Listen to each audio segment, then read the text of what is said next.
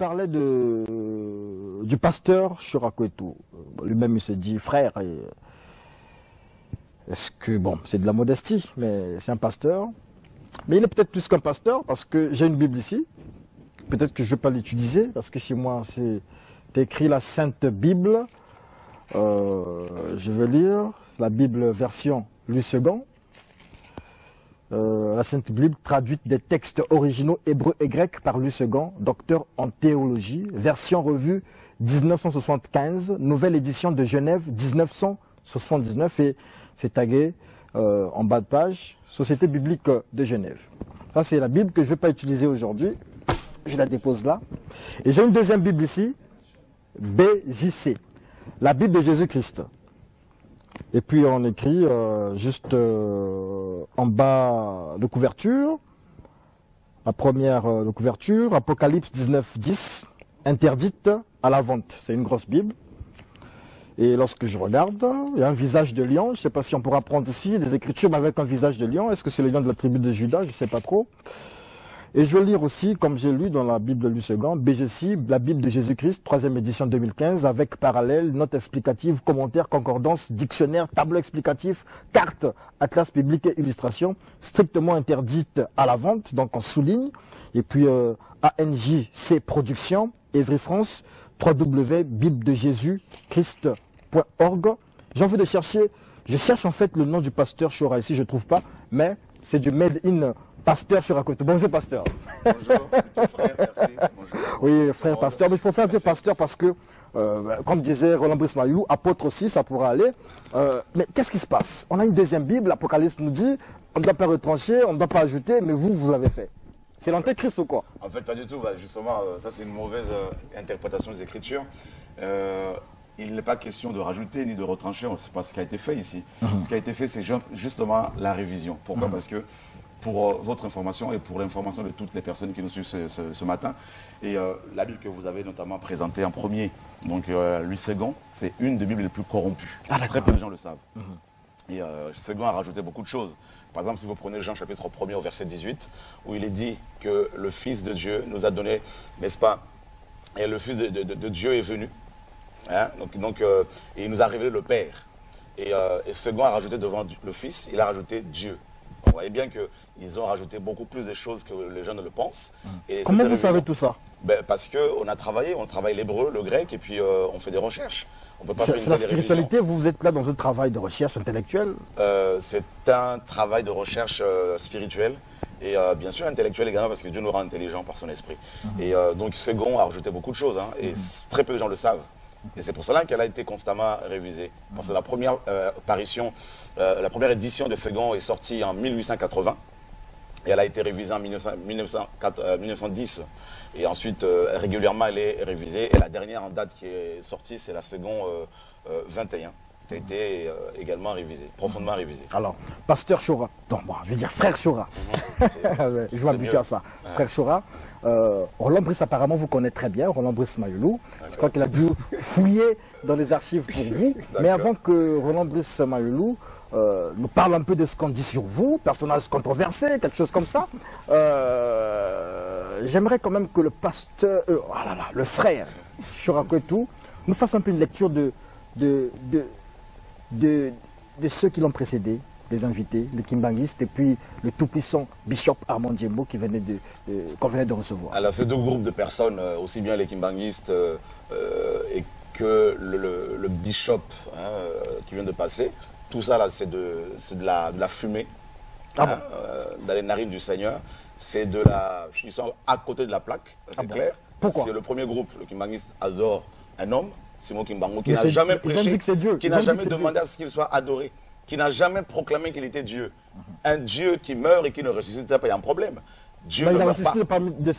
Il s'est réincarné dans ses trois enfants. C'est un problème, justement. Il y a la division. Tout ça, là, c'est de l'arnaque. Et le bishop qui est passé avec son crucifix, tout ça, là, il faut l'envoyer au Vatican parce que sa place est là-bas. Parce que quand il dit qu'on ne peut pas paraître devant Dieu les mains vides, il a oublié que Dieu est en nous maintenant. On ne peut plus paraître devant Dieu comme ça. Il est en nous. Nous sommes le temple du Saint-Esprit. Donc, lui qui dit qu'il faut paraître avec des offrandes, il donne son offrande à qui? Il faut lui poser la question.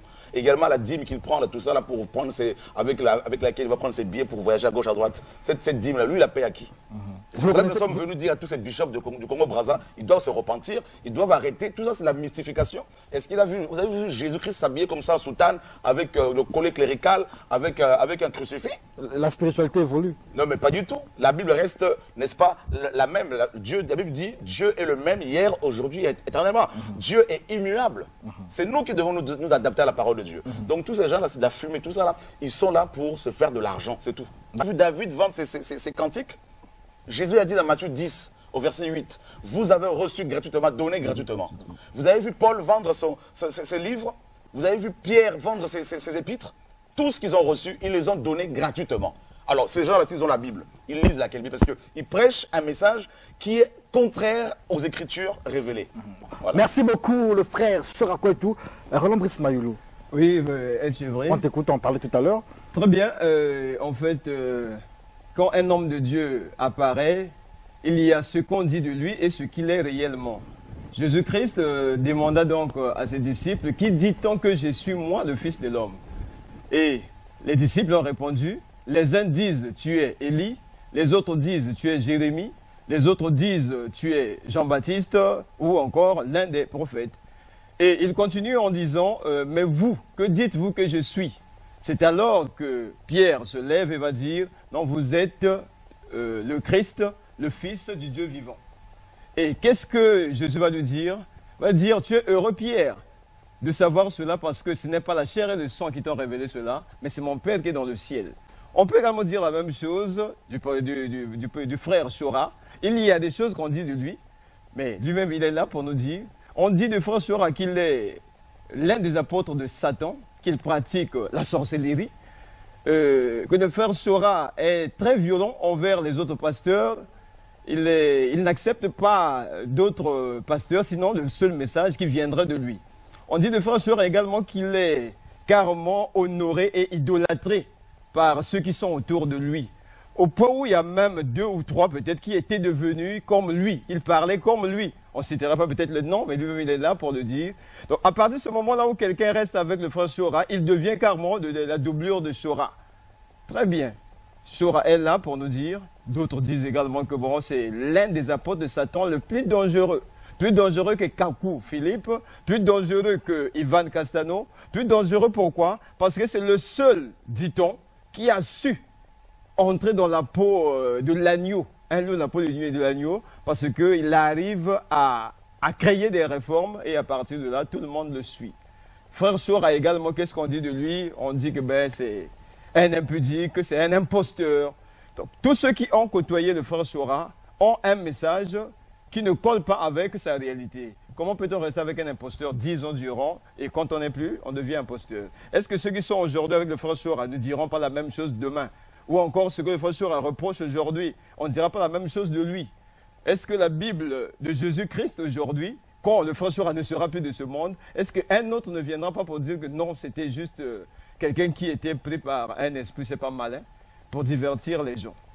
Mais on ne parle pas des absents. C'est bien de parler des gens quand ils sont là parce qu'ils peuvent nous répondre. Bien, voilà ce qu'on dit sur frère Shora. Maintenant, qui êtes-vous, frère Shora? Là, c'est ce qu'on va savoir.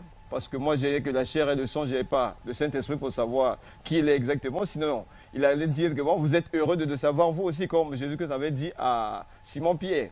Mais je n'ai que la chair et le sang, donc le frère Shora, qui est un homme spirituel, qui arrive à comprendre les choses spirituelles, va donc nous dire qui il est exactement. Ce que j'ai dit, c'est juste ce qu'on dit qu'il est. On a dit également la même chose de Jésus-Christ, qu'il chassait les démons par Belzébuth, qu'il était fou, il ne fallait pas le suivre. Et effectivement, on dit également des choses sur le frère Shora. Bonjour, frère Shora. Bonjour, bonjour. La question est posée et c'est qui suis-je? Alors, je suis, en tout cas, ça c'est bien ce développement-là. Et il y a beaucoup de choses qui se disent effectivement sur tout le monde. Hein, donc en commençant par... Comme ce que vous avez dit sur le Kimbanguiste et sur le Seigneur. Le bishop. En fait, ce que je dis sur les uns les autres, c'est vérifiable dans les Écritures. Parce que les Écritures nous disent que Dieu n'est pas, n'est-ce pas, un être mortel. Et là, on voit alors Dieu qui est mort et qui n'est pas toujours ressuscité. Mais ce qui se dit chez vous, Jésus ça se vérifie dans les Écritures. Jésus est ressuscité. Ce qui se dit sur vous. Sur moi, oui. Ça, je veux dire, qui me le prouve. ceux qui me traitent de sataniste, qui viennent devant moi, je ne demande que ça. Et ils refusent la confrontation. Ils le refusent parce qu'ils savent pertinemment qu'ils sont dans le mensonge. Jésus-Christ a été traité de Belzébul parce qu'il a chassé les démons dans Matthieu chapitre 12. Nous suivons, nous chrétiens, quelqu'un qui a terminé sa vie, qui a fini comme un malfaiteur alors qu'il ne l'était pas, qui est mort au milieu de 2 brigands alors qu'il n'était pas brigand. Il est mort dans une souffrance atroce. Atroce. Personne n'était à côté sauf quelques disciples, notamment Jean. Il est mort seul, abandonné, délaissé. Et c'est lui que nous suivons. Donc vous voyez bien qu'il a dit un jour le Seigneur, si on a fait ça au bois vert, que fera-t-on au bois sec? Pire. Donc si nous qui sommes humains, faibles, sujets à des faiblesses, si lui qui est Dieu a été traité comme ça, et nous qui sommes sujets à des faiblesses. Pourquoi vous en veut-on? C'est simple, le Seigneur a dit dans Matthieu chapitre 5, il a dit, malheur à vous, si tout le monde dit du bien de vous. Béni serez-vous si tout le monde, si les gens vous parlent du mal de vous. Nous sommes dans Matthieu, chapitre... Béni soit Hitler, tout le monde parlait en mal de lui. Chapitre 5, à partir du verset 10. Bénis sont ceux qui sont persécutés pour la justice, car le royaume des cieux est à eux. Bénis serez-vous lorsqu'on vous outragera, qu'on vous persécutera et qu'on dira faussement de vous toutes sortes de mal à cause de moi. Réjouissez-vous et soyez dans l'allégresse, parce que votre récompense sera grande dans les cieux. Car c'est ainsi qu'on a persécuté les prophètes qui ont été avant vous. Donc vous voyez bien que c'est le lot. La persécution, le rejet, les outrages font partie de la vie normale d'un enfant de Dieu. Qu'il soit apôtre, prophète, docteur ou évangéliste. C'est la vie normale. Donc celui qui n'est pas calomnié, celui qui n'est pas outragé, celui qui n'est pas rejeté, qui n'est pas blessé par les hommes, lapidé, tout ça, n'est pas de Dieu. Mais quand cela vient particulièrement de ceux qui vous ont accompagné dans cette mission divine, qui ne sont plus avec vous, c'est la jalousie ou bien bien évidemment, je pense que les gens ne sont pas... Beaucoup vous ont quitté en effet. Tout le monde n'est pas bête. Je crois quand même que les gens ont un tout petit peu de jojote. Ils ont un peu d'intelligence. Ils voient bien qu'il y a eu effectivement un souci. Les gens partent pourquoi? Parce que la vérité dérange. Nous prêchons la gratuité. Tout est gratuit. Notamment, vous avez vu que cette ville, comment elle est, c'est du véritable cuir, doré, page jaune. Et si on devait la vendre, on la vendrait à l'unité plus de 150 €.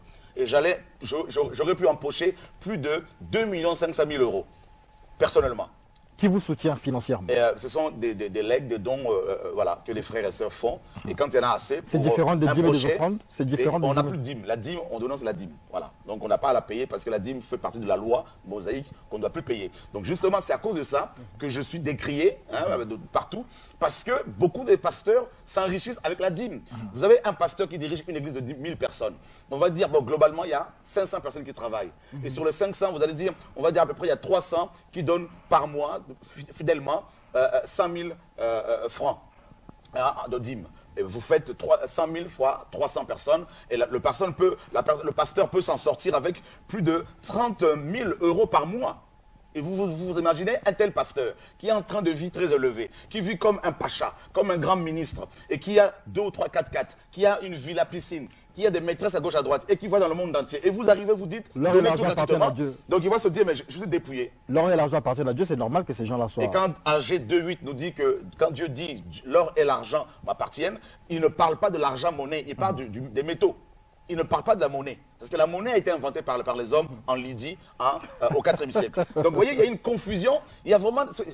Non mais que Dieu nous aide. Alors, je m'appelle le frère Raphaël, je le soutiens. Je soutiens le frère Chora. Je t'encourage de leur parler. En fait, c'est comme ça qu'il écrit, de leur parler tous les jours. Faut pas t'arrêter. Merci, que Dieu te bénisse. Ça, c'est un fan. Il n'y a pas de fan, non, pas du tout. Justement, c'est un problème. Quand on parle d'idolâtrie, tout ça, en fait, je vous dirais que dans toutes les assemblées, il y a de l'idolâtrie, bien sûr. Et c'est des choses que nous combattons énormément. Et donc, il y a beaucoup de jalousie, tout simplement, parce qu'ils se disent, mais pourquoi lui? Vous savez que, malheureusement, quelqu'un a dit, les Noirs, pas tous, heureusement, sont comme des crabes. Vous savez, vous mettez les crabes dans un panier, ou dans une espèce de bassine, et bien, dès qu'il y en a un qui commence à émerger, les autres vont l'attraper pour le faire descendre. Et c'est ça notre problème, c'est ça qui mine l'Afrique. Est-ce que vous n'attirez pas trop d'attention sur vous-même en tant que personne humaine d'abord? Pas du tout. La preuve en est que je ne mets pas mes photos. J'aime pas les photos. On a un journal, on ne parle pas de moi, on ne met pas mes photos. On annonce simplement l'évangile. Même dans la Bible, il n'y a pas ça. Voilà. Si, on a... il y a un nom quand même. J'ai signé, mais c'est un petit, c'est caché. D'accord. Donc, on n'est pas là pour parler de nous. On ne se met pas en avant, on ne se met pas en exergue. Je pense que vous le constatez quand même. Mais on annonce un message. Est-ce que ceux qui sont derrière vous, peut-être, ils n'arrivent pas à vous comprendre? Ils se disent que, certainement, au lieu d'adorer Jésus-Christ, c'est lui qu'il faut adorer. Parce que dans ce que j'ai essayé de rechercher, vous avez donc autour de vous quelqu'un qui parlait pratiquement comme vous, qui commençait à tout faire comme vous. Et il est resté avec vous peut-être pendant plus de 10 ans. Et vous n'avez pas interdit ça? Vous n'avez pas interdit ça. Si. Et lui, il ne se plaignait pas aussi. Hein. Ce n'est qu'après qu'aujourd'hui, là, bon, il contre-attaque. Mais vous savez, quand on a des gens, quand on côtoie des gens, ça c'est même dans le monde, même partout. Quand on côtoie quelqu'un, bon, on peut avoir il peut y avoir quelques ressemblances. Oui. Ça c'est normal. Sur le plan humain, c'est normal. Sur le plan spirituel, c'est pareil. La preuve. Et quand on voyait Paul, Pierre, Jacques et Jean exercer, on voyait le Seigneur forcément. Parce qu'ils ont côtoyé le Seigneur. D'ailleurs, dans Acte 11. Non, c'est exactement. C'est-à-dire que vous ciblez pratiquement tous les autres pasteurs. Donc vous n'en trouvez aucun des bons. Aucun. Si je vois bien. Aucun. Pas du tout. Il y a beaucoup de prédicateurs que nous recommandons aux frères et sœurs. Hein, bon, bien sûr. Bien sûr. Par exemple, Caspier, vous le recommandez ou... Non, pas du tout. Celui-là, je ne le connais pas. Donc, je ne peux pas parler de lui, je ne le connais pas. Non, on recommande des gens. Donc, il y a des gens qui ont servi le Seigneur honnêtement. Oui. Et un comme David Wilkerson, qui était un homme, même s'il était dans le système religieux, c'est un homme intègre. Donc, voilà, qui a été un père pour beaucoup de personnes. Lorsqu'on parle de nom, on voudrait que ce soit, on reste dans la loi de la proximité, dans notre environnement. Dans les deux Congos, il n'y a pas de pasteurs Il y a des prédicateurs dans les deux Congos qui craignent le Seigneur. Justement, il y en a qui sont venus nous rejoindre ici. Mais ils ne sont pas connus, ils sont cachés. C'est des gens qui sont... La plupart de ceux qui sont cachés, parce que je pense que vous le voyez. Vous voyez bien que quand il y a un décès, ou que ce soit d'une star ou d'un chrétien, voilà, d'un chantre chrétien, vous voyez bien que tous ces pasteurs qui sont là, avec costards, avec collets cléricales, vous voyez bien que c'est des rigolos, tout ce monde. Vous voyez bien que ce sont des charlatans, ce sont des vendeurs de miracles, de marchands de miracles. Je ne parle pas de tous ces gens-là. Il y a des vrais serviteurs, il y a des vrais enfants de Dieu qui sont cachés. Il y en a qui sont venus nous rejoindre, par exemple, ici à Brazzaville, pendant ce programme, qui sont venus de Kinshasa, et qui sont sérieux, qui sont là, qui sont comme mon frère Simon, qui est un pasteur, et qui, depuis des années, je le connais, qui sert Dieu honnêtement. Alors, une toute petite question, frère Chirakotou. Qu'est-ce que vous reprochez concrètement à l'Église? Ce que je reproche pas à l'Église du Seigneur, parce que l'Église du Seigneur est une et indivisible, et Dieu seul la connaît. Donc, je reproche à toutes ces églisettes, parce que ce sont des églisettes. Je reproche quoi? Quand on va vous dire qu'il faut faire 100 jours de jeûne pour être délivré, je dis ça, c'est de l'arnaque. Quand on va dire aux gens qu'il faut faire 3 jours de jeûne à sec pour être délivré, et les gens meurent à cause de ce jeûne-là, tout ça là, alors qu'ils ont des problèmes de santé, il y en a qui sont diabétiques, ils vont jeûner pour avoir une délivrance, ils en meurent. Et ça, on ne peut pas se taire. Quand on a des jeunes femmes qui sont violées par des pasteurs, je ne dis pas tous, mais beaucoup quand même, des jeunes filles de 16 ans, 12 ans qui sont déviergées, violées en permanence par ces pasteurs. Est-ce que vous avez des preuves? Mais bien sûr. Vous parlez si facilement. Mais bien sûr, il y a un pasteur que je connais qui a couché avec plus de 50 femmes de son assemblée. Plus de 30 sont venus me voir au bureau pour la prière. Mais il y en a qui ont été violées, sodomisées, excusez-moi, mais elles ont vécu des choses terribles, des couples qui ont été brisés. Il y en a une notamment, il y en a une qui veut me voir, il y en a une autre qui est devenue folle. Ça a duré 10 ans. Et je suis allé là-bas pour les aider. Et leur bishop, le pasteur de leur association à Paris, m'appellera pour me dire, mais comment as-tu géré cette affaire sans nous consulter? Je lui ai dit, mais qui es-tu? Pendant que les enfants de Dieu sont violés, si c'était ta fille, tu allais réagir comme ça? Quand vous avez nos mamans ici en Afrique qui vendent des cacahuètes ici de la Chikwang dans chaque coin de rue et qui ne savent pas lire, qui sont analphabètes et qui vont, n'est-ce pas, dans ces assemblées parce qu'ils ont des problèmes sociaux et des bishops leur disent si vous ne payez pas la dîme, vous serez maudite. Si vous ne donnez pas l'offrande du prophète qui est une invention africaine, vous serez maudite. Si vous ne donnez pas, vous paraissez les mains vides comme le disait le bishop de tout à l'heure avec son crucifix, vous serez maudit, vous serez maudite. Mais quand on voit nos mamans comme ça qui sont manipulées à longueur de journée, on ne peut pas se taire parce que les gens vont en enfer. L'enjeu est éternel et spirituel. Je n'ai rien contre ces pasteurs. Nous avons à dénoncer ces charlatans parce qu'ils nuisent à l'image de l'Église de Yeshua et à l'image de notre Dieu. Donc du coup, beaucoup d'hommes, même d'hommes politiques, ne veulent pas se convertir parce qu'ils se disent « mais ces bishops viennent faire la queue chez nous pour avoir de l'argent ». Et ça, c'est une honte. On ne peut pas ne pas dénoncer ces choses-là. Et ceux qui disent que nous sommes impudiques, je suis impudique, moi je demande des preuves depuis des années. Hein. D'accord, alors... Voilà. Donc, j'ai qu'une femme et j'en ai pas d'autres. Frère Chirakotou, je vous présente aussi le frère Frachinel, Ongoba, qui a des choses aussi à vous dire, certainement des questions. D'accord. Voilà, la première, c'est une précision d'abord. D'accord. C'est que lorsque je vous ai suivi, parce que je vous ai suivi pour la première fois, c'était à la télé, quelle est votre mission précisément? Très bonne question. Et quand Dieu m'a appelé, il m'a amené au ciel, devant le trône. Il m'a dit, beaucoup de pasteurs, après avoir gagné les âmes, ils me les présentent et ils repartent avec. Va et libère mon peuple. Donc ce message, c'est quoi? Ce message est basé sur 2 lois fondamentales dont il est question dans les Écritures. Tu aimeras ton Dieu de tout ton cœur, de toute ta force, de toute ta pensée et de toute ta force, et tu aimeras ton prochain comme toi-même. C'est tout. Donc on est animé par ces 2 réalités spirituelles. La mission, c'est d'amener les gens, par l'évangile, par notre vie de simplicité, de sainteté, à découvrir Dieu, à aimer Dieu.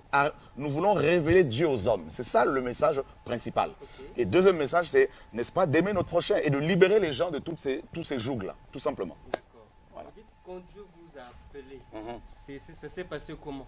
Ça s'est passé, moi à Paris, il y a 24 ans, j'étais un caïd, donc un vrai caïd. Et comme on dit. Voilà, donc le Seigneur, un Zoulou, le Seigneur m'a visité. Et déjà en 86, j'étais très petit, je me suis converti. Bon, après j'ai abandonné, mais Dieu m'a visité par la suite. Et il m'a parlé, comme je vous parle. Et il m'a amené au ciel plusieurs fois, en enfer plusieurs fois. Et il m'a dit, Jésus m'a dit, va et libère mon peuple. Il m'a imposé les mains. Il m'a dit, tu as reçu l'onction, va et libère mon peuple. Libérer le peuple de quoi? D'abord du péché. Parce que vous n'êtes pas sans savoir que le péché sévit énormément dans nos assemblées. Hein. Donc voilà, des pasteurs qui divorcent, qui se remarient, il y en a légion aujourd'hui.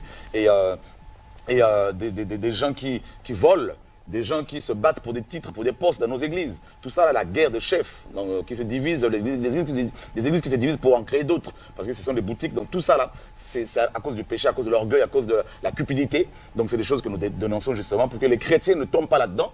Et délivrer les gens aussi par rapport à l'ignorance. Parce que, vous savez, l'Africain, de par sa culture, n'est pas un lecteur. Ouais, donc on ne lit pas, très peu lisent. Et donc, du coup, ils ne vont pas chercher des renseignements, des informations. Et on est basé sur l'oral. Donc, tout ce qu'on entend devient parole de l'Évangile. C'est pour cela que nous voulons, avec la parole de Dieu, avec les Écritures, avec la réforme que nous apportons, avec la révision de la Bible notamment, et des livres, des ouvrages que nous écrivons, nous voulons que nos frères découvrent la vérité, tout simplement. Vous voulez ou bien c'est toi? Nous voulons parce que c'est le désir d'abord du Seigneur. Et le désir aussi de toutes les personnes qu'il a appelées, tout simplement parce que je ne suis pas le seul à parler comme ça. Il y a de plus en plus de frères qui parlent comme ça. Vous avez aux États-Unis également un Européen, un Occidental, pardon, un Américain, dont je tairai le nom, pour qui j'ai du respect, même si je ne le connais pas personnellement, mais qui dénonce aussi le mal qui se vit dans les églises américaines, énormément, et qui est beaucoup combattu également. Donc on n'est pas le seul, pas du tout. Alors d'accord. Alors vous dites que Dieu vous a donné la mission pour dénoncer le mal qui se passe dans les églises. Mais ce message-là n'est pas nouveau. La Bible existe depuis longtemps. La Bible dénonce déjà toutes ces choses-là. Est-ce que si quelqu'un n'a pas été appelé tel que vous dites, que Dieu vous a amené au ciel, aux enfers, mais si quelqu'un, juste par sa simple lecture, et qu'il comprend parler de l'Esprit de Dieu, il est parvenu à comprendre que ça c'est mauvais, puis il s'engage tel que vous avez fait. Est-ce que son ministère ne sera pas approuvé? C'est-à-dire il n'agit que parce qu'il a lu. Non, mais de toute façon, Dieu parle de plusieurs manières aux gens. Il y en a qui reçoivent une visitation de manière claire et nette, d'autres, en lisant simplement les Écritures, ils reçoivent une intelligence, une compréhension, et puis vont servir le Seigneur. Donc il y a différentes manières de procéder que le Seigneur utilise pour appeler les uns les autres. Je veux tout simplement dire que est-ce que le fait que vous dites que Dieu m'a dit, ou Dieu m'a parlé, ou Dieu m'a amené, ce n'est pas justement pour vous spécialiser? Pas du tout, parce que Dieu parle. L'accent sur vous. Non, pas du tout. Mais Dieu parle, je ne suis pas le seul. Si je dis ça, c'est parce que quand vous dites Dieu m'a appelé, Dieu m'a dit, vous faites comme si vous mettez la Bible à côté. Pas du tout. Au contraire, mais la Bible confirme que Dieu parle encore au jour d'aujourd'hui. Aujourd'hui. Dieu parle encore à ce jour. Dieu n'a pas parlé seulement hier. On n'est pas dans une religion. Dans la religion, on vous dit, Dieu a parlé hier. Il a parlé hier aux prophètes, il ne parle plus aujourd'hui. N'est-ce pas? Dieu continue à parler aujourd'hui. Il y a les Écritures, bien sûr, mais Dieu parle encore aujourd'hui. La parole le dit, donc c'est pas moi qui le dis. Alors, je vais enchaîner avec cette question par rapport à l'émission que vous avez fait, la prédication. Vous parlez du réveil spirituel. Alors, est-ce que un enfant de Dieu, je vais parler du saint, quelqu'un qui a été oint de l'Esprit Saint, est-ce qu'il arrive à dormir? C'est-à-dire, quand vous dites réveil, c'est comme si ils étaient là, endormis, c'est l'explication que vous donnez, dans des fausses doctrines. On dirait ils ont avalé ça, ils ont avalé ça, ils ont avalé ça, et puis ils se réveillent. Est-ce qu'un saint peut tomber dans ce sommeil spirituel? Très bonne question. Alors, on va comme, on vous parle des Écritures, on va aller dans les Écritures à chaque fois. Nous sommes dans Romains chapitre 13, au verset 12. La nuit est avancée et le jour approche. Rejetons donc les œuvres des ténèbres. Paul s'inclut également ici. Et soyons revêtus des armes de lumière. Marchons honnêtement et marchant honnêtement comme en plein jour, loin des orgies et de l'ivrognerie, de la luxure, de la débauche, de querelles et de jalousie. Et il dit, même plus loin, et au verset 11, même vu la saison, parce qu'il est déjà l'heure de nous réveiller du sommeil. Paul, le grand apôtre, un apôtre onctionné. Là, il est en train de parler du comportement, il ne parle pas des doctrines. Non, mais en fait, quand tu parles de la luxure, mais il y a une doctrine qui te dit aujourd'hui que tu peux avoir plusieurs femmes. Donc, qui amène les gens à la luxure. Donc, c'est une doctrine, la luxure, bien sûr. En fait, quand je parle de la doctrine et le comportement. Mais la doctrine engendre des comportements. Quelqu'un qui est mal, qui est endoctriné, il va avoir une attitude. Donc, les attitudes, le caractère, sont les conséquences de la doctrine qu'on a reçue.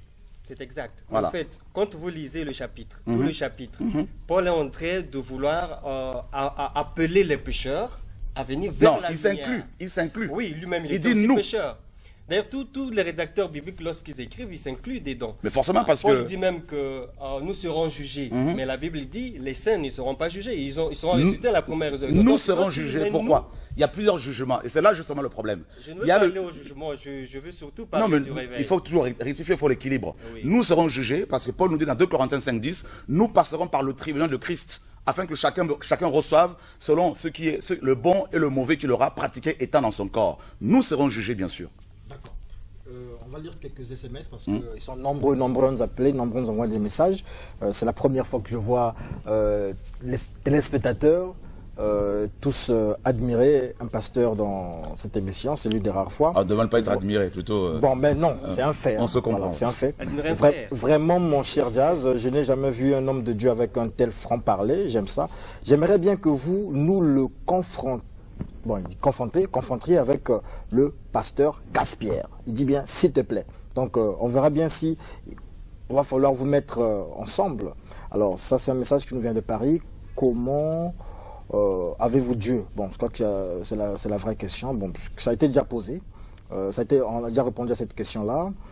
Je veux que le pasteur Chora s'explique un peu en ce qui concerne le non-paiement de la dîme. Les gens veulent revenir sur ça. Sur la dîme. Alors c'est clair. Le passage le passage favori des partisans de la dîme, c'est Malachie 3:10. Et si on va dans Malachie 4:4, Dieu dit, à l'époque, il disait à Moïse, n'est-ce pas, souvenez-vous de la loi de Moïse, auquel j'ai prescrite à Horeb pour tout Israël.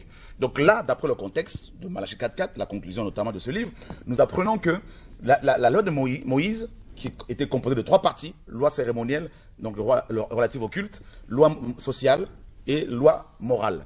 Et cette loi sociale notamment, cérémonielle, était exclusivement juive. Et dans cette loi-là, donc il y avait justement la pratique de la dîme. Et il était question d'amener cette dîme-là à la maison du trésor, pour qu'il y ait de la nourriture à la maison de Dieu. Or, si on va dans Néhémie chapitre 10, à partir du verset 35 au verset 39, nous apprenons là-bas dans Néhémie 10 que la maison du trésor était un endroit, c'était des magasins, où l'on amenait essentiellement la dîme de la dîme que donnaient spécialement les Lévites aux prêtres. Donc, ce n'était pas le peuple qui payait cette dîme-là, c'était les Lévites qui la payaient. Donc, vous voyez bien que Malachie 3:10 faisait allusion, à l'époque, à la dîme de la dîme que les Lévites devaient donner aux prêtres. Or, depuis la croix, depuis la résurrection de Yeshua, depuis la naissance de l'Église, depuis Acte 2, l'Église n'est pas soumise à la pratique de la dîme, parce que nous sommes devenus, de ce fait, la maison de Dieu. Et nous donnons au Seigneur librement. C'est ce qu'on appelle la libéralité. Paul nous dit dans 2 Corinthiens 9 à partir du verset 6, il dit que chacun donne comme il a résolu en son cœur, sans tristesse ni contrainte, car Dieu aime celui qui donne avec joie.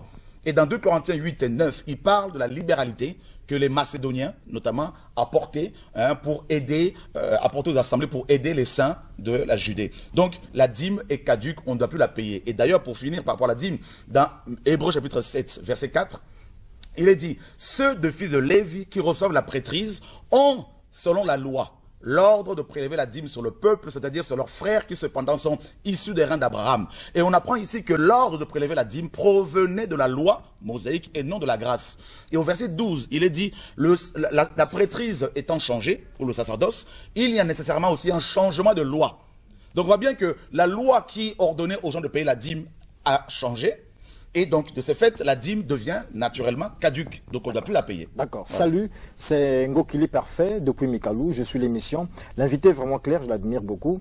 Pourquoi ne pas organiser des séminaires pour sensibiliser les autres pasteurs qui marchent dans le faux? Vous avez un séminaire en vue aussi. On a un séminaire depuis hier soir, justement, au gymnase Nicole Oba.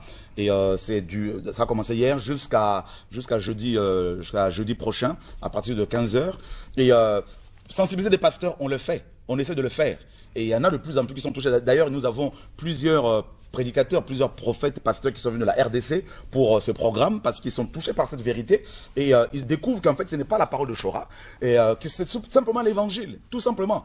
Et donc, je pense qu'il faut qu'on arrête en Afrique. Il faut qu'on arrête d'être assez hypocrite. L'Africain, de par sa culture, et il aime être sage, mais selon les hommes. C'est-à-dire, quand il voit le mal, il ne va pas dire c'est le mal, il va dire c'est le bien pour éviter les problèmes. Et je crois qu'il faut qu'on ait quand même un franc-parler parce que l'évangile, c'est la lumière. Il faut qu'on dise les choses ouvertement, qu'on nomme les choses correctement pour que les gens soient éclairés, tout simplement. Alors, salut, c'est Préga. Père, je pense, bon, moi je suis catholique et je soutiens le frère Chora. Ce qu'il dit est vraiment, bon, est vrai, voilà. Ce qu'il dit est vrai. Il manque peut-être de sagesse, mais c'est fort, c'est fort. Laissez le parler. On en a marre de l'hypocrisie de certains hommes qui prétendent être de Dieu. Voilà. Je pense qu'en résumé, elle aime ce que vous faites, mais elle pense que vous y allez trop fort. Alors, en fait, c'est pas un manque de sagesse, justement. Et je retrouve souvent ce problème-là. Je recadre un peu ce qu'elle a voulu dire. Alors, qu'est-ce que vous pensez de la femme, frère Chora? Très bonne question. D'abord, dans Proverbe, chapitre 8, à partir du verset 1er, il est dit, la sagesse ne crie-t-elle pas? L'intelligence ne fait-elle pas entendre sa voix? Elle s'est présentée sur le sommet des lieux élevés, sur le chemin au carrefour. Elle crie près des portes, à l'entrée de la ville, là où l'on entre par les portes. La sagesse crie. Jean-Baptiste dira, je ne suis qu'une voix qui crie. Donc je crois que c'est pas, on confond la sagesse avec l'hypocrisie. On confond la sagesse avec le fait d'être muselé. Jésus prend, notre maître, a pris un fouet pour chasser les vendeurs du temple. Il a traité ouvertement des faux docteurs, d'hypocrites, des chefs religieux de l'époque. Donc vous voyez bien que ce n'est pas un manque de sagesse. Vous avez simplement rompu avec la langue de bois. Et effectivement, même si je voulais me taire, Dieu m'a dit, si tu ne parles pas, je t'enlève. C'est le Saint-Esprit qui parle. Donc, c'est la parole qui parle. Voilà. L'esprit qui parle, bien sûr, mais la parole aussi. Parce que sur la femme, alors, la femme a toute sa place, bien sûr, dans l'œuvre du Seigneur. Il ne faut jamais oublier que Dieu, bien sûr, certains passent pas pour entrer dans le monde, pour exercer son influence sur les hommes, mais Dieu est passé par la femme pour pouvoir nous sauver. Donc, bien sûr, la femme a un mot à dire. Nous avons dans Actes chapitre 2, quand l'Église est née, on nous dit qu'il y avait des femmes également qui étaient là, notamment Marie, la mère de Jésus-Christ, homme, qui a aussi proclamé l'Évangile. Ça veut dire que la femme peut prêcher. Bien sûr, la femme peut prêcher si elle est inspirée par le Seigneur, bien sûr. Le pasteur qu'inspire comme ça. Non, mais je veux dire, vous savez que l'Église est également présentée comme une femme, et ce pasteur fait partie d'un corps qui est comparé à une femme. Donc je crois que Dieu le voit, ce pasteur comme une femme. Donc je crois que il faut pas, c'est un faux débat. Et qu'une femme se mette à diriger une Église, on l'a pas vu dans la Bible. Qu'une femme se mette à enseigner tout en corrigeant les gens correctement, on n'a pas vu dans la Bible. Et ça, on est d'accord. Qu'une femme se mette à se faire ordonner, apôtre, prophétesse, apôtre, pasteur, on n'a pas besoin de la Bible. Ça, on est d'accord. Mais de là à dire aux femmes, n'est-ce pas, de ne pas pouvoir exhorter ou prêcher, il y a un problème parce que ces pasteurs-là, ces gens-là qui interdisent aux femmes de s'exprimer, mais ils sont souvent hypocrites parce qu'ils vont dire, Paul a dit que les femmes se taisent dans les assemblées. Mais par contre, il laisse ces femmes-là témoigner. Non, on s'explique. Ne colle pas ça sur eux. Non, c'est une mauvaise interprétation. 1 Timothée 2, 11, Paul dit, je ne permets pas à la femme d'enseigner. Donc il parle de l'enseignement et il dit, ni de prendre l'autorité sur l'homme. Le mot autorité ici, c'est ontanteo en grec. Il y a aussi le Corinthien qui dit que les femmes, c'est... On arrive. Non, c'est ontanteo. On en arrive. On coller ça à eux. Non, on arrive. C'est une mauvaise interprétation. Donc c'est ontanteo. Ontanteo veut dire user de l'autorité à son compte. Donc c'est de la dictature. Et l'autorité qui ne vient pas de Dieu, donc forcément c'est de la dictature. C'est là où on dit que vous manquez de sagesse. Donc attaquez, pourquoi? Mais sois prudent. Comment ça? Quand vous dites que les pasteurs là disent que... Mais bien sûr, c'est ce qu'ils disent. C'est la parole de Dieu. Non, c'est une mauvaise interprétation. C'est pas un manque de sagesse. C'est une mauvaise... Parce que quand on interprète mal la parole, cette parole-là devient la tienne. Elle n'est plus la parole de Dieu. Par exemple, je prends juste deux choses. Tu me donnes 1 Corinthiens, tu prends de 1 Corinthiens 14, où Paul dit, je ne permets pas à la femme que vos femmes se taisent. C'est ce qui est écrit dans les assemblées. D'accord? Le même Paul dit dans 1 Corinthiens 11 que la femme peut prophétiser. Alors, si tu prends ces deux versets littéralement, si tu fais une interprétation littérale, parce qu'il y a plusieurs types d'interprétations, littérale, allégorique, tout ça là, historique. Donc, si tu fais une interprétation littérale de ces deux passages, ça se contredit. C'est comme si c'est une contradiction. D'un côté, il dit que les femmes se taisent, qu'elles ne parlent même pas. De l'autre, il dit que... C'est le commandement du Seigneur. Non, il dit de l'autre côté qu'elles peuvent prophétiser. Donc, il faut maintenant trouver la pensée de Paul, parce que Pierre même dit dans 2 Pierre, il dit que les écrits de Paul sont souvent mal interprétés, mal compris. Et vous pensez que vous l'interprétez bien plus que les autres? C'est pas ce que c'est vous qui le dites. C'est vous qui le dites. C'est vous qui le dites. Mais moi, je veux simplement vous amener à être juste, à être équilibré, à ne pas se pencher d'un côté ni de l'autre, à être juste. C'est ça l'enseignant. Parce que si vous dites, quand je dis que c'est ce que des pasteurs disent, je dis tous les pasteurs, mais ce que ces pasteurs disent, des pasteurs disent, c'est que quand on interprète mal la parole, cette interprétation devient ta parole et elle n'est plus la parole de Dieu. C'est pour ça que c'est dans ce sens-là que je le dis. Donc, Paul, il faut le comprendre avec l'esprit, parce que c'est un homme de l'esprit. Paul nous fait comprendre ceci. D'abord dans 1 Corinthiens 14, si on prend le contexte de 2 livres de Corinthiens, donc de Paul aux Corinthiens, on comprend qu'il y avait du bazar, il y avait le désordre. Il y a même un homme dans 1 Corinthiens 5 qui est parti avec la femme de son père. Et les gens l'acclamaient. On a vu qu'il y avait des dissensions. Il y en a qui se disaient être pour Paul, d'autres pour Céphas, d'autres pour Apollos. Il y avait des sectes. Donc il y a même des gens qui disaient que on pouvait, n'est-ce pas, il ne faut pas manger les viandes sacrifiées aux idoles. Il y avait tout ce bazar-là. Paul maintenant devait mettre de l'ordre.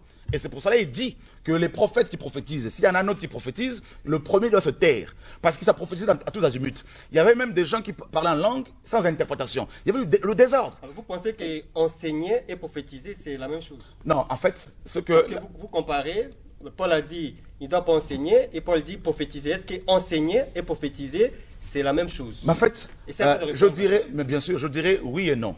Oui et non. Oui, pourquoi? Parce que l'enseignement qui vient de Dieu est une révélation, est une illumination. Donc, c'est une pensée prophétique.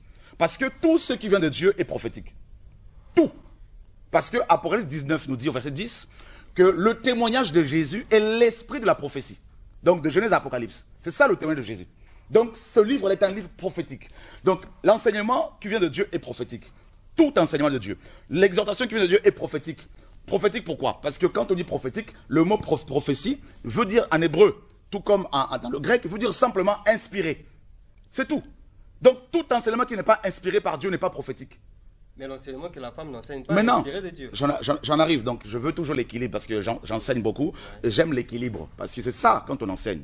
Maintenant, on a compris que tout enseignement qui vient de Dieu est prophétique. Toute prédication, exhortation, tout ce qui vient de Dieu est prophétique parce que Dieu est esprit. D'accord? Donc Dieu inspire.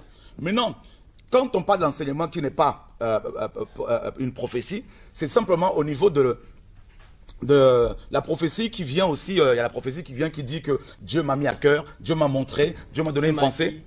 D'accord? Dieu m'a dit. Donc ça c'est aussi biblique. Hein? Et maintenant l'enseignement qui n'est pas lié à la prophétie, qui dit qui concerne les paroles inspirées, telles que la parole de connaissance, parole de sagesse, cet enseignement-là, qui ne doit pas être apporté par les femmes, ça a un rapport avec le terme grec didaskalos. D'accord? Didaskalos. Ça veut dire quoi? C'est ce que Pierre nous dit dans 1 Pierre 3. Il dit que tout le monde ne doit pas devenir professeur, littéralement.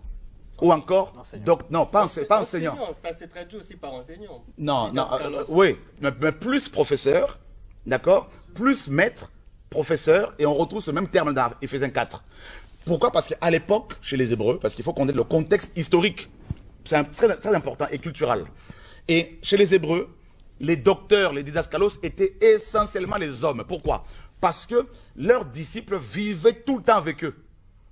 Or, Dieu qui est le Dieu d'ordre n'a pas voulu que la femme, qui a une charge particulière, plus que l'homme, dans la mesure où elle conçoit, elle, n'est-ce pas, engendre, elle donne la vie. Imaginez une femme qui conçoit, qui est enceinte, et qui va devoir maintenant aller de ville en ville pour aller enseigner, pour mettre de l'ordre. Ça ne correspond pas avec son appel initial de femme. C'est dans ce sens-là, parce que Dieu veut qu'il y ait de l'ordre, tout simplement. Mais les femmes ont des choses à partager. Des femmes reçoivent des choses, elles ont l'esprit de Dieu. Et puis autre chose, par rapport aux enseignants, aux didaskalos, leurs disciples, qui étaient essentiellement des hommes, vivaient tout le temps avec. Ils le voyaient pleurer quand ils étaient touchés par des événements tels qu'un deuil. Ils le voyaient prier comme dans Luc chapitre 11. Jésus priait un jour, nous dit la parole. Les apôtres vont le voir parce qu'ils l'ont observé. Ils vont lui dire, enseigne-nous comme Jean l'a enseigné à ses disciples. Donc on voit bien que les didascalos comme Moïse, qui est avec Josué, comme Élie, avec, n'est-ce pas, Élisée. On voit bien que ces hommes-là, comme Samuel, étaient tout le temps avec leurs disciples. Ils dormaient avec. Or, s'il y a une telle proximité entre un homme et une femme, ça aboutit à une relation malheureusement sexuelle. C'est pour ça que les brahmanistes ont donc raison de séparer dans leur église les femmes des hommes. Bref. c'est autre chose. Alors, il y a une question d'interestateur. Vraiment, il y a beaucoup de questions qui reviennent sur la dîme. D'accord. Nous sommes là pour ceux qui nous suivent en ce moment. Et donc, c'est un message anonyme encore qui dit « La dîme est un ainsi dit le Seigneur. Malachie 3. Du verset 7 à 10, dit ceci. En fait, il me donne une référence, Malachie 3, 7, 10. Même Abraham, le père de la foi, paya la dîme. Alors, qui est celui qui a l'audace de combattre? Ainsi dit le Seigneur. Je regrette de ne pas être sur ce plateau. Monsieur le journaliste, dites au pasteur qui parle de ne pas tromper le peuple. Nous allons lire Malachie 3. Je l'avais là, du verset 7 à 10, il est écrit, venir, on l'attend, pas de souci. il est écrit, depuis le temps de vos pères, vous vous êtes écartés de mes ordonnances, vous ne les avez point observées, revenez à moi et je reviendrai à vous, dit l'Éternel des armées. Et vous qui dites, en quoi devons-nous revenir? Un homme trompe-t-il Dieu? Car vous me trompez. Et vous dites, en quoi t'avons-nous trompé? Dans les dîmes et les offrandes. Vous êtes frappés par la malédiction et vous me trompez, la nation tout entière. Apportez à la maison du trésor toutes les dîmes, afin qu'il y ait de la nourriture dans ma maison. Mettez-moi de sa sorte à l'épreuve, dit l'Éternel des armées, et vous verrez si je n'ouvre pas pour vous les écluses des cieux, si je ne répands pas sur vous la bénédiction en abondance. Je crois que c'est un pasteur qui a envoyé ce message. Ça se voit, ça se ressent, ça se sent, et on l'aime, je l'aime bien ce frère, et s'il aime le Seigneur, et je ne peux pas lui en vouloir, parce que, vous savez, on était tous comme ça. Et là, il parle, dans Malachie, Malachie parle, n'est-ce pas, des ordonnances, parce que la dîme faisait partie des ordonnances, on est d'accord. Maintenant, qu'est-ce que Colossiens chapitre 2 nous dit? On peut le lire parce que c'est un problème de contexte, c'est un problème d'interprétation, c'est toujours le même problème que l'on retrouve aussi dans nos assemblées. Colossiens chapitre 2 nous dit, à partir du verset 14, il a effacé l'acte qui était contre nous, qui consistait en des ordonnances et qui nous était contraire. Et il a entièrement aboli en le clouant à la croix. Donc on voit bien que ces ordonnances-là ont été cloués à la croix. Ce monsieur, s'il est pasteur, parle d'Abraham. Mais, ok, il fait allusion à Abraham, il veut que l'on paye la dîme parce qu'Abraham l'a payé. Alors dans ce cas-là, respectons ce qui est écrit. Dans ce cas-là, il faudrait qu'il la paye une seule fois, comme Abraham, parce qu'il n'a pas fait une doctrine. Il n'y a pas une régularité dans la pratique de la dîme chez Abraham, pas du tout. C'est sous Moïse que cela est devenu, n'est-ce pas, une pratique irrégulière. Dans ce cas-là, il faudrait qu'il la paye une seule fois, et pas à un homme, parce qu'Abraham ne l'a pas payé à un homme, mais à Melchisédek. Donc je lui demanderai qu'il prie ce matin pour que Melchisédek lui apparaisse. Ok. Deuxièmement, qu'il prélève cette dîme-là sur le butin de la guerre. Donc il faut qu'il aille mener une guerre contre les rois qui ont combattu contre Sodome et Gomorrhe. Il va prélever la dîme sur le butin, comme Hébreux 7 le dit, et il va payer ça une seule fois. Et ensuite, qu'il prenne son enfant, son fils aîné, s'il en a un, son deuxième fils, parce que c'est le deuxième pour Abraham, premier par rapport à Sarah, ben, qu'il prenne son enfant, qu'il aille sur le mont Morija, en Orient, pour aller le sacrifier là-bas. Et Dieu va lui envoyer l'ange de l'Éternel avec un bélier pour remplacer ce sacrifice. Tout ça, là. Mais, il y a également on va sur quelques réactions, oui, voilà. Ceux qui vont dans le même sens s'appuient également sur Galates 6.6. Ils se disent que, tel que là, si vous avez prêché, nous qui avons reçu donc votre enseignement, nous sommes dans l'obligation de vous remettre quelque chose. Alors, qu'on appelle ça dîme, qu'on appelle ça don, qu'on appelle ça offrande, est-ce que ça ne revient pas la même chose? Galates 6.6 a été mal traduit. C'est pas une interprétation. En fait, la mauvaise traduction, forcément, engendre une mauvaise interprétation. Donc, la meilleure serait quoi? Dans la Bible, vous dites justement. Il n'y a pas que cette Bible de Jésus-Christ. Il y a aussi la Bible de Stervald, la Martin que nous recommandons aux gens. Regardez ce que Galates 6.6 dit dans le grec. Donc vous allez nous laisser aussi cette traduction. Avec joie. D'accord. Voilà, là je vois que vous avez un nouveau fan. Non. Galates 6.6. Regardez ce que la Bible dit. Que celui à qui l'on enseigne la parole soit en communion avec celui qui l'enseigne pour tout ce qui est bon. C'est Galates 6.6. C'est Galates 6.6. Le mot traduit Dans la version de la Bible de Jésus-Christ. Regardez la version de second, ça a été mal traduit. D'accord. Donc, voyez, Alors, le temps de regarder tout ceci, nous allons du côté de la réalisation pour voir un peu ce que les gens pensent du frère Chorakwetu. On a eu beaucoup de messages ici. Je prendrai quand même un ou deux appels pour faire plaisir à nos téléspectateurs, juste après ces réactions. Ralph Okemba est à la réalisation, Karine Kamna et Isis Onyangue sont à la coordination, Jean-Pierre Aloro, Marvel Mazola, ils sont bien nombreux là-bas du côté de la réalisation, du côté de la régie. C'est toute une équipe, c'est près de 30 personnes voilà, autour de Studio 210. Donc je souhaite à ces gens-là un bon dimanche et suivant ces réactions autour du frère Chorakwetu.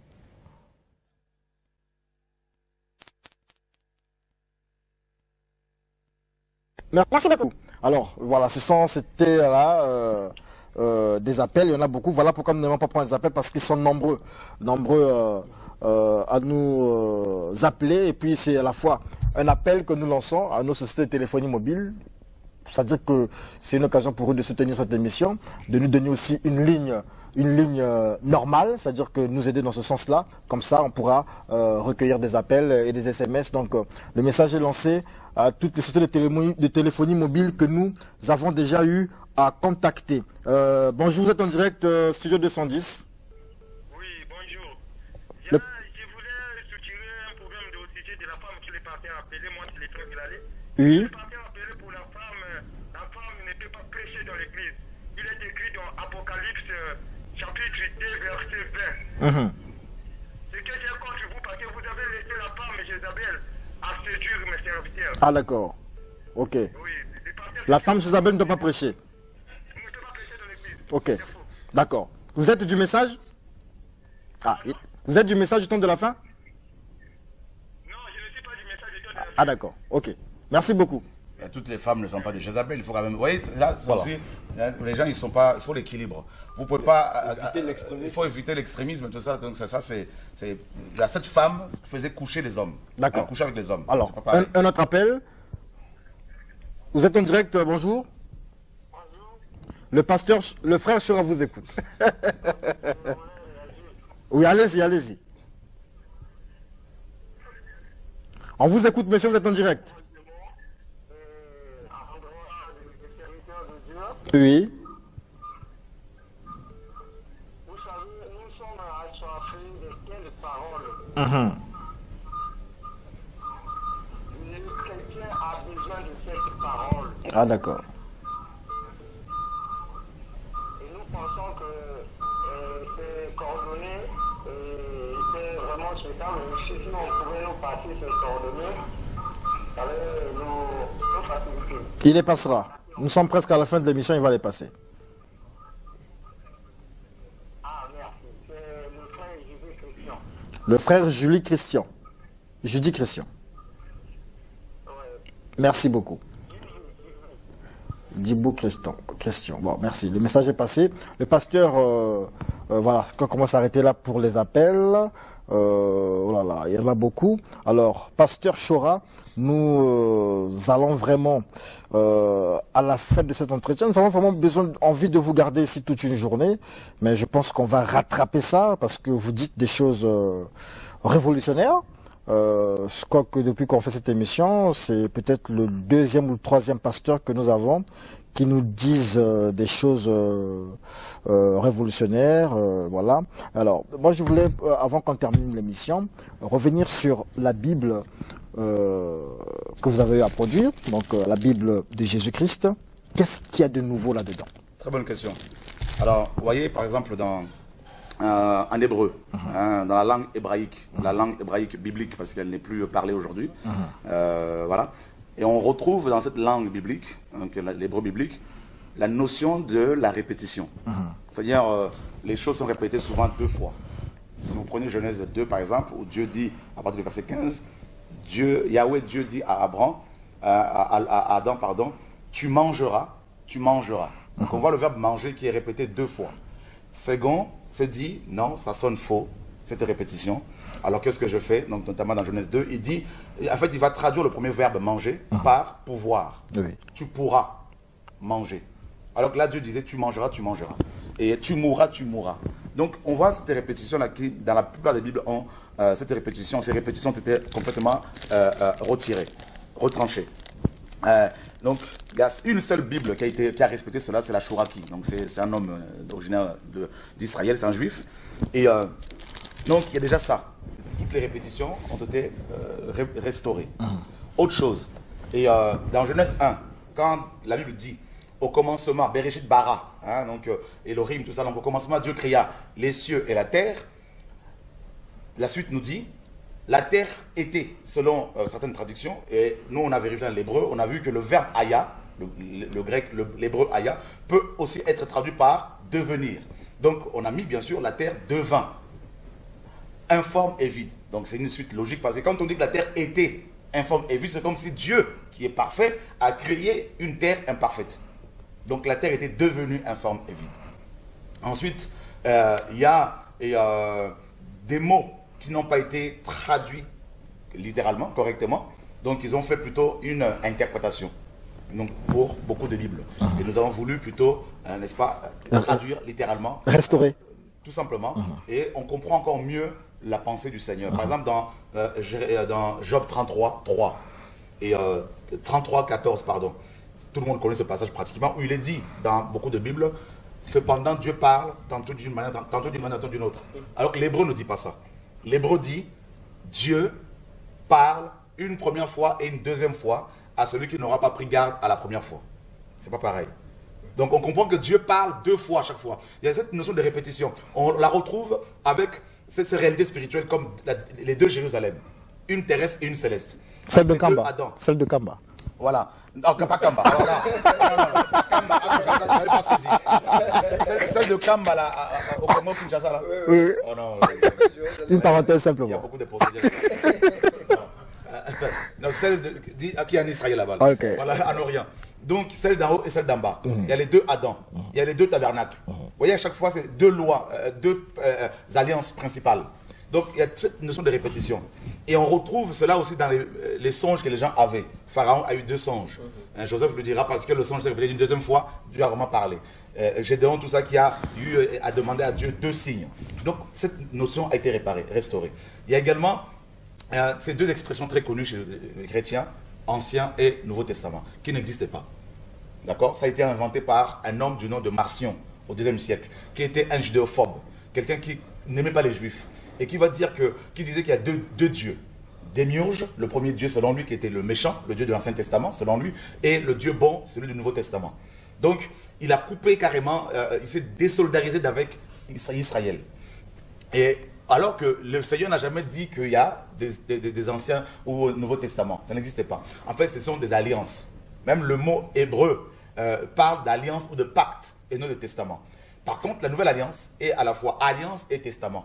Parce que la Bible nous dit dans Hébreux 9, 16 que pour que le testament soit validé, il faut que la mort du testateur soit constatée. Vous voyez, donc là, c'est diathéqué, le terme diathéqué traduit par testament ou alliance.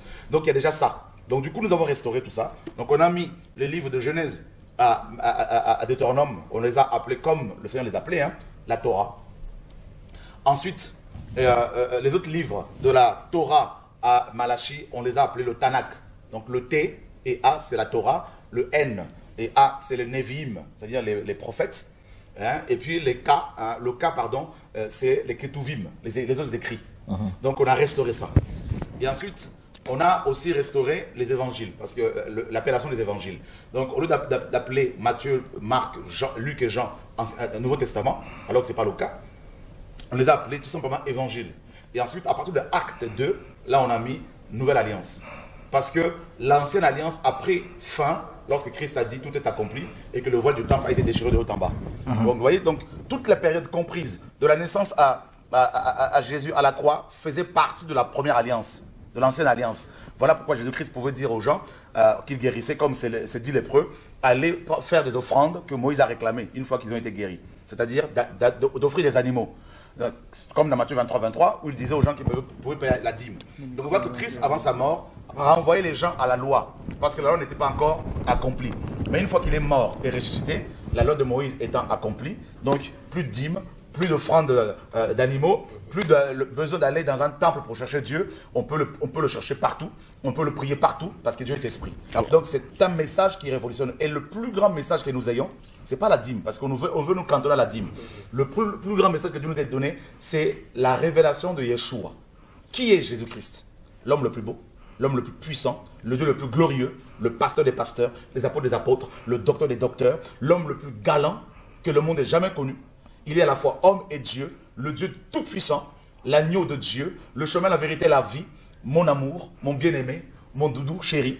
Et donc ça, c'est le plus grand message. Révéler Dieu aux hommes. Et il revient bientôt pour nous chercher. D'accord. Où se procure cette Bible? Alors, nous avons créé aussi une application, donc des frères qui sont avec nous à Paris, merci, donc que le Seigneur se souvienne de vous pour votre travail. On a créé une application qui peut être téléchargée sur Apple ou encore sur Android. Gratuitement. Donc, gratuitement, tout est gratuit.